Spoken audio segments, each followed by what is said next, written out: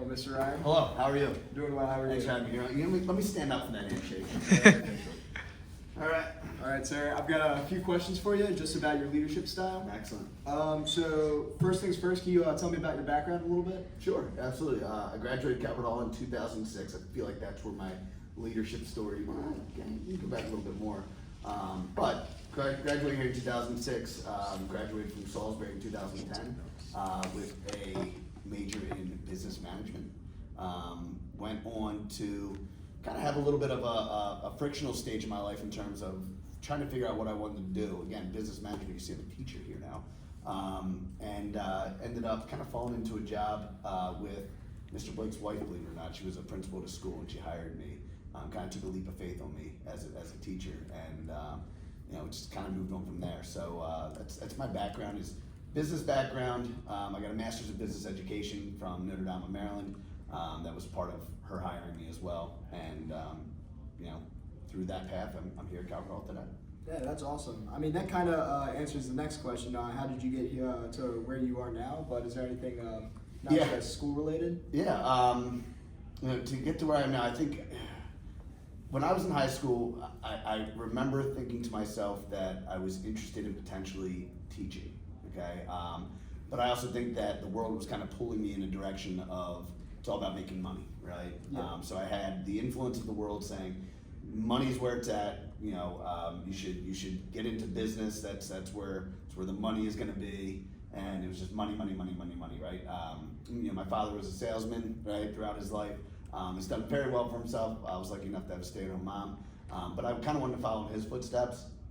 And then it got to a point in my life where I graduated with my business management degree, and I realized that my heart, my vocation, my calling, right?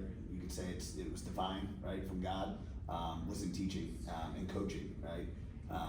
Which in itself is a form of leadership, right? Both of those.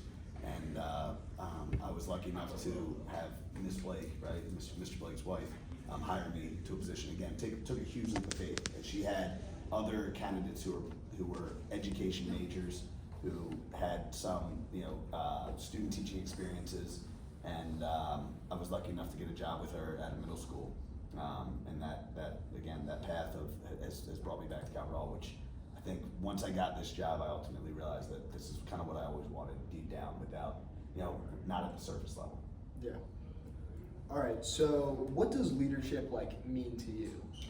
Leadership has to do with, I think it has to do with influencing people in a positive direction, right? So,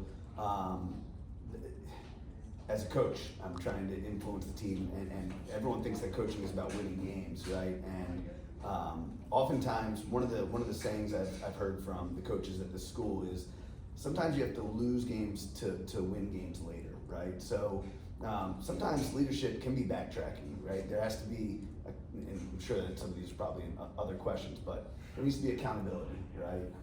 Again, influence people in a positive direction. People need to understand that there's accountability that needs to be had. Communication, right? Organization. These are all different kind of facets, and support, right? And empathy and understanding, right? There's a lot that goes into leadership.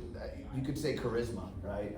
Some people are just naturally charismatic, but I think there's a lot more that goes into leadership. I think leadership has, in a lot of ways, has to be planned to an extent. I think anybody can be a leader. I don't think that leadership is a title, right? Again, if you are somebody that is influencing people in a positive direction, I believe that that's a foundation of leadership in itself. And also, on top of that, I think it takes followers in order, right? Like followers that are influential to the other followers around them, right? To really create what I like to call what many like to call transformational leadership, right? You need people that believe in you and believe in that influence in that positive direction. And if you get that, then you get other people to follow and lead those, right? Which is why you see team captains and things like that. Yeah. All right. So you already touched on the leadership, more styles, transformational. But what exactly is your preferred style of leadership? So cool. So transformational would be the ultimate dream, and I can say I've coached about 13 different teams right now. I'm getting specifically into coaching right now, and I think there have been teams where I feel like I have been transformative, and I feel like there's other teams who have not responded necessarily as well to certain leadership styles. So I taught something called situational leadership, right, in my past business classes. Did you guys learn about situational leadership at all?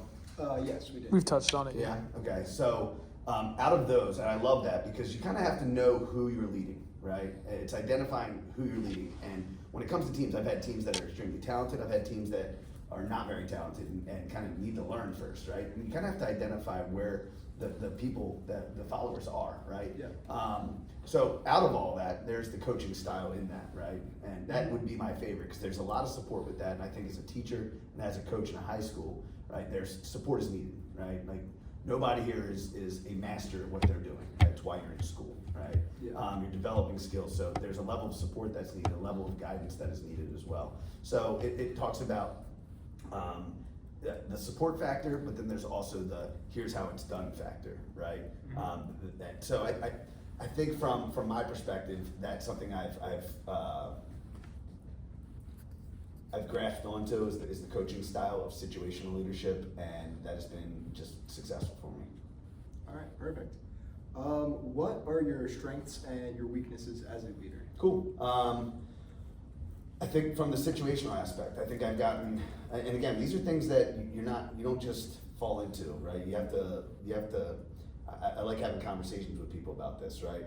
I think some of my strengths, again, that have been developed over time, is identifying where people are at, right? And whether that be on an individual level or on a group level, okay? You kind of have to identify where the group stands, but then from the group, you have to identify where individuals stand, right? So I think that has been something that has developed over time. In terms of weaknesses in that, sometimes it can be organization, right? Like leadership changes, right? It's dynamic, right? You can't just say, here's what I'm gonna do, it's gonna be the same every year, otherwise Nick Saban would have won the championship for Alabama every single year, right? It doesn't always fit the same for every group of people. So I think some of the weaknesses are the organizational process of this, right? But at the same time, I think a strength would be understanding your weaknesses, right? And putting other people in position to help you kind of nurture those weaknesses. As a coach, even as a teacher, you have support, right? I have the entire social studies department here, right? I'm never afraid to ask questions when I don't know the answers, right? So I gain experience, knowledge from other people and the coaches that I hire on the field, right? They help me in many of the aspects of my own personal leadership as well. And I put some of the onus on the kids that comes into the accountability portion of it, right? Some of the guys on the team, even the guys in the class, right? You've heard me say it, I don't give grades, right? Grades are earned, and that's that accountability portion of it. That it's not. I'm not the one. I'm just the evaluator, right? You're the one that's putting the number on the paper, though. Right? So hopefully that answers the question. Yep. So, out of all people, what is one person that has influenced you the most? It's got to be my father. And I know that's probably a very popular answer, but when it comes down to we talk leadership all the time. He's a manager, right, in pharmaceutical sales, and he's leading people. And again, I was a business management major. It actually fits really well. We talked about situational leadership and leadership styles and how to lead people. Managing is all about people, right? It's about people. And there's a psychological aspect of that as well. So you have to take psychology classes and understand different people you have to meet them at different places, right? Where they're at in their development. So I think my father has been great at developing me as a son. He's been great at developing the people who's worked underneath of him, and I gain a lot of my knowledge and I bounce a lot of ideas off of him as well. So for me, in my leadership roles, I have people that I'm following, right, in order to, again, nurture those characteristics of leadership. Yep. And my father's probably one of the top guys. Nice. Said he does pharmaceutical sales? Yes. It's cool, that's what my dad does. Cool. What has been your biggest challenge and your biggest celebration? Biggest challenge, again, it goes back to probably figuring out what I really truly wanted to do in life, right? I really wasn't sure for a very long time. It took a lot of internal thought and prayer. I would say that was probably the biggest challenge, was committing to a career. And because even though I tell you now that 100% where I'm supposed to be, right? I'm very comfortable with where I'm at. I'm very happy with where I'm at. You don't know it at the time, right? You don't necessarily recognize that. Once you've made that decision, you kind of, again, as I said, Miss Blake took a leap of faith. I took a leap of faith myself in choosing that profession. And it definitely has had its bumps in the road. But you said challenge, and what was the other one? Celebration. Celebration. I think the celebration is that process, it's the journey, right? So I think it's learning from your failures, right? I think I've learned. I like to say I learned from doing, right? From my mistakes. Okay. So there have been failures in this process, right? There have been times where I look back and I go, I wish I would have done this differently, right? And you need to make sure that you do make those changes in whether it be in your life, right? Whether it be in the way that you're teaching, coaching, or leading, right? I think that the biggest celebration is just recognizing that this journey is continuing, and I'm never going to be a finished product. I can always continue to get better and better at what I'm doing. Yep. How would you motivate a team or manage like a team conflict? So I think when it comes to managing, I've talked a lot about managing a team, right? You have to look at it from a full team perspective, right? So when it comes to motivating a full team, right? You think of like the pump up speeches before a game, and those only go so far, right? It's also about leading by example, right? I think if I'm not doing the things that I'm preaching, it's very transparent, right? People can see it. The followers can see when a leader is not doing the things, right, that he is preaching, right? So you gotta practice what you preach. I think that's important. But then also it comes down to the individual level, right? And that comes with communication, right? I think constant communication on an individual level is very important. You gotta let people know where they stand, right? You have to be very clear about where people stand. Sometimes that can be a hard conversation to have with people, right? Mm-hmm. But you have to be transparent yourself, and you have to let others know exactly where they are, so that and give them the tools, right? Here's what you can do, right? Here's what here's how you get from point A to point B, right? We want to see you at point B, right? Here's some of the things that you can do. If there's anything else that we can do to help you along the way, we're here to support you. So I think support, communication are extremely important when it comes to motivation. Yeah, perfect. It's a great answer. How do you make others feel confident and valued, whether it be in the classroom or on the field? Communication. Again, it goes down to when I walk down the hallway and someone, like whether it be a student or a teacher, just knows your name, right? I mean, it's important. We want to be identified. We want to be seen, right? We want to be heard to an extent. I value people's opinions, followers' opinions. Say the question one more time. I just want to make sure. How do you make others feel confident and valued? Yeah, again, right? So it's funny, a phrase that I say is, this is more for coaching, and it can be in the classroom too, but if I'm yelling at you, it's not a bad thing, right? It's not a bad thing. It means that I know that there's more in you that I can get out of you, right? Does that make sense? So, I make it clear that I'm not against them, right? I think I've said that in class. I don't know if I've said it to your class, but I'm rooting for you guys harder than I'm rooting for anybody else, right? You're my guys, and sometimes that means the accountability factor can be tough to swallow sometimes, right? Whether that be from a disciplinary standpoint, whether that be from an academic standpoint, getting a grade that you didn't really want to get, but it all comes back to we learn from our failures, we learn from our mistakes, right? So I think I've done that, and again, I practice what I preach, right? You gotta learn from your mistakes. They happen, failure's a part of life. It's about measure of a man, right? It's not how they react when things are going great. It's how they react when things are down, right? And in terms of just, to your question again, you gotta let people know that they're valued, right? And sometimes that comes with tough love, right? But if you let them know that the value is there, right? That you see them, that you want the best for them, and they feel that, they truly feel that. It's not just words, it's in your actions, it's the way that you are handling that person. That can be extremely motivating in a lot of ways. All right. Do you think delegation is important, and if so, why? Yeah, delegating is great. So that's in situational leadership, delegation is like the last part of it, right? Like it's if someone is at the top of their they're the best at what they do, right? They don't need a lot of direction, Okay, they're already very good at what they're doing, which again, it's why you put in place captains, right? And you want those captains, you want to be able to delegate certain responsibilities to the captains. I remember that there was a year where I was coaching and I had captains that were great kids, but I gave them specific responsibilities, right? I delegated responsibilities to them and said, this is what you're gonna do, right? And some of those responsibilities were simple, right? Make sure that the water's off the field, make sure that the field is clean of trash, make sure that the bus is clean of trash, make sure that everybody is on the bus, whatever, right? Just little things here and there, right? That was on top of their overall leadership role within the team, running stretches and things like that. I had a team one year though, where the kids would say, hey, you, and you go do these things, right? You go take care of this, and the captains would just walk off the bus, right? And our team started out pretty horrible that year, and I noticed that the overall team, the followers, right, were not responding. So, when I brought them in, I said, I'm not delegating this to you to get rid of a job, right? I'm delegating this to you because you are looked upon as the leaders of this team. We are the coaches, right? You might say that we are the truth, but you guys, the way that you respond to these things is actually more powerful, and that comes to the transformational leadership part of it, right?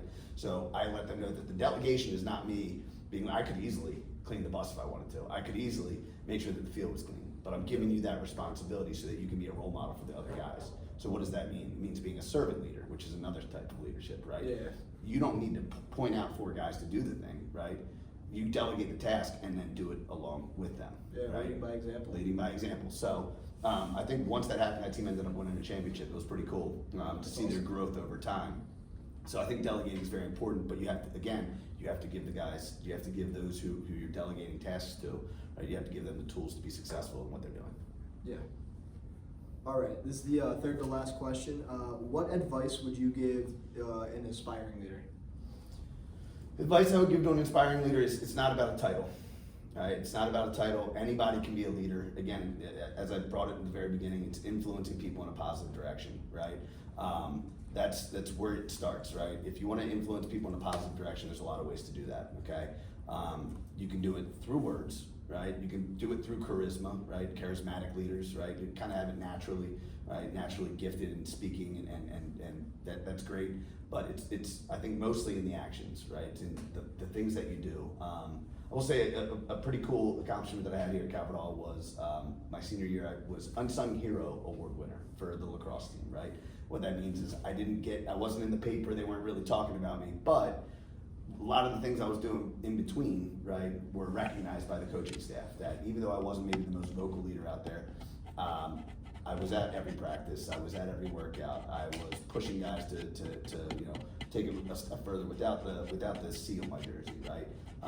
So again, as someone who probably was not looked upon as a top leader of the team, right, I think that the actions, the things that I did were inspirational at times, and the coaches saw that. So I think inspirational leaders need to recognize that it's not about a title, right?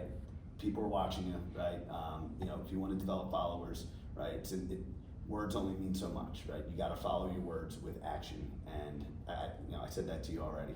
If I'm not practicing what I'm preaching, I can even feel it myself that my influence is little to none.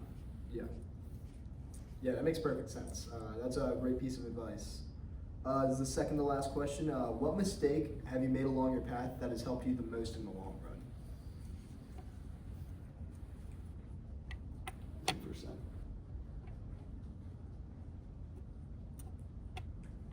If you'd like, we could do the last question, then come back to this. Yeah, go back to that one. That's because I want to. There's an answer there. There's many answers there, but I want to make sure I get one answer for you, so we're not here for 3 more hours. All right. Get to the next one. What is the best piece of advice you've ever received during your rise to leadership? Oh, man. I think it's what I actually said earlier. I've already brought it up. That quote. It was a quote from my father. It was, "The measure of a man is not how he reacts when things are going well. It's how he reacts when things are down." You have to recognize that as a leader, if you have followers, there are eyes on you. There are people that are depending upon you.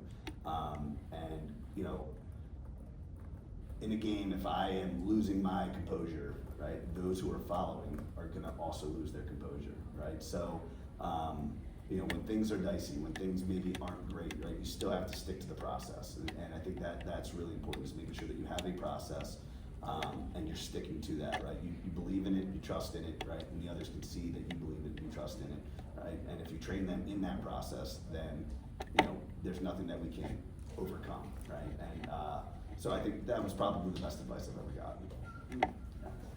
All right, so the last question that we're going to come back to, what mistakes have you made along your path that have helped you the most in the long run? It could be multiple, it could be just one.